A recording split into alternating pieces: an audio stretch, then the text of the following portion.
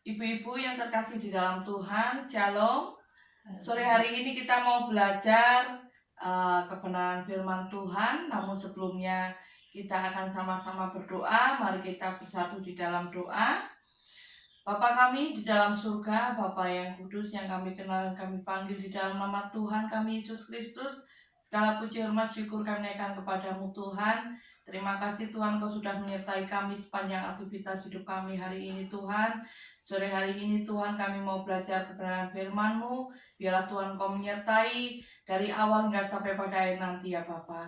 Terima kasih Tuhan. Hanya di dalam nama Tuhan kami Yesus Kristus kami berdoa dan mengucap syukur. Haleluya. Amin.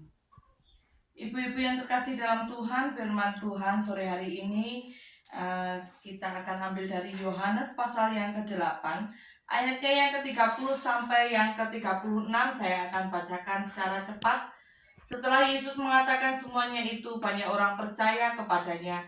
Maka katanya kepada orang-orang Yahudi yang percaya kepadanya, "Jikalau kamu tetap dalam firman-Ku, kamu benar-benar adalah murid-Ku, dan kamu akan mengetahui kebenaran, dan kebenaran itu akan memerdekakan kamu." Jawab mereka, "Kami adalah keturunan Abraham dan tidak pernah menjadi hamba siapapun.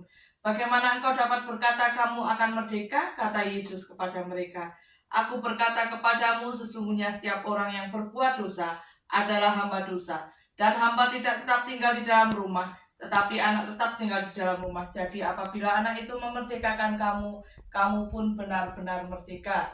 Di dalam ayat ini kita sudah jelas-jelas ya mengerti dan memahami bahwa orang-orang yang hidup di dalam dosa adalah hamba dosa. Dan saat orang menjadi hamba dosa, mereka tidak hidup di dalam kemerdekaan. Tetapi saat kita sudah percaya kepada Kristus, maka Kristus sudah memerdekakan kita ya.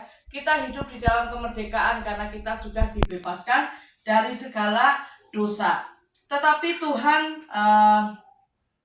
punya satu keinginan agar kita yang hidup di dalam kemerdekaan tidak demikian saja menggunakan kemerdekaan kita. Kita akan buka di dalam Galatia pasal yang ke-5, ayatnya yang ke-1 dan ayatnya yang ke-13.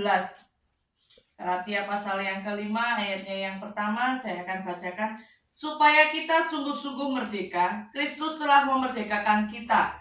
Karena itu berdirilah teguh dan jangan lagi mau dikenakan oleh kuk perhambaan." Ya, kita sebagai orang yang sudah dimerdekakan di dalam Kristus, kita sudah benar-benar merdeka, kita jangan mau lagi dikenakan oleh kuk perhambaan ya.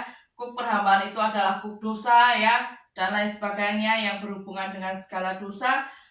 Kita jangan mau lagi dikenakan oleh kuk perhambaan. Ayatnya yang ke-13, "Saudara-saudara, memang kamu telah dipanggil untuk merdeka, tetapi janganlah kamu mempergunakan kemerdekaan itu sebagai kesempatan untuk kehidupan dalam dosa, melainkan layanilah seorang yang akan yang lain oleh kasih." Ya, ini adalah perintah Tuhan yang sungguh indah supaya kita yang hidup di dalam kemerdekaan di dalam Tuhan jangan lagi mempergunakan kemerdekaan sebagai kesempatan untuk berbuat dosa. Ya, kita jangan lagi mau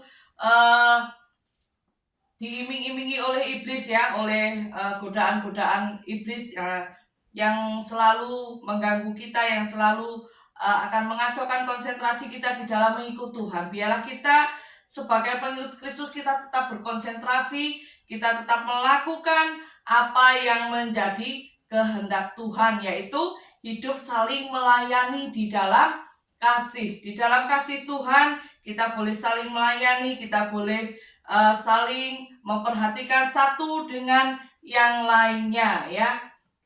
Kita akan buka kembali di dalam Roma pasalnya yang ke-6.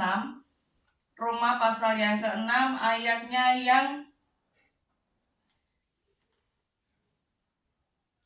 Roma pasal yang ke-6. Roma pasalnya yang ke-6 ayatnya yang ke-18, saya akan mulai di sini.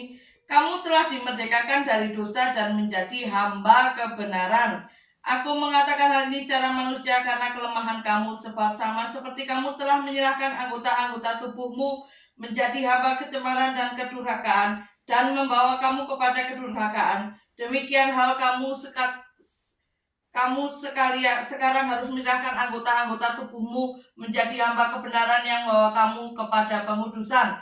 Sebab waktu kamu hamba dosa, kamu bebas dari kebenaran. Dan buah apakah yang kamu petik daripadanya?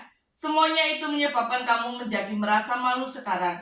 Karena kesudahan semuanya itu ialah kematian. Tetapi sekarang setelah kamu dimerdekakan dari dosa, dan setelah kamu menjadi hamba Allah, kamu beroleh buah yang membawa kamu kepada pengudusan, dan sebagai kesudahannya ialah hidup yang kekal. Sebab upah dosa ialah maut, tetapi kasih karunia Allah ialah hidup yang kekal dalam Kristus Yesus Tuhan kita. Ya, pada saatnya nanti kita akan memperoleh upah kita, yaitu kehidupan yang kekal di dalam Kristus Yesus. Oleh karena itu, ibu-ibu yang terkasih dalam Tuhan, sebagai umat yang sudah dimerdekakan di dalam Tuhan, kita patut menjaga kemerdekaan yang sudah Tuhan berikan kepada kita, yaitu dengan cara tadi ya, saling memperhatikan satu dengan yang lain dengan penuh kasih, dan kita menjaga setiap sikap kehidupan kita agar suatu saat nanti kita bisa masuk ke dalam surga yang sudah Tuhan sediakan untuk setiap kita yang percaya kepada Tuhan. Terima kasih ibu-ibu untuk waktunya. Cukup sekian firman Tuhan yang saya beritakan. Biarlah ini boleh menjadi hikmat, boleh menjadi peringatan kepada kita untuk kita tetap menjaga sikap hidup kita, untuk kita tetap menjaga setiap tingkah laku kita ya, dalam setiap saat, dalam setiap apapun yang kita kerjakan, kita boleh menjaganya, dan pada saatnya nanti kita akan masuk ke dalam surga yang mulia yang Tuhan sediakan untuk kita semua. Mari kita semua akan tutup di dalam doa.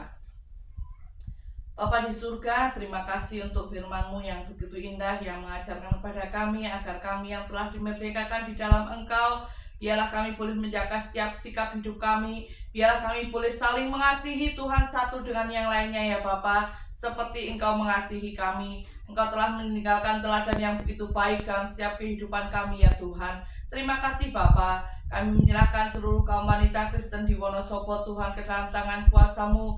Biarlah mereka semua Tuhan boleh dipersatukan di dalam kasih-Mu ya Tuhan. Terima kasih Tuhan. Hanya di dalam nama Tuhan kami Yesus Kristus kami berdoa dan mengucap syukur. Haleluya. Amin.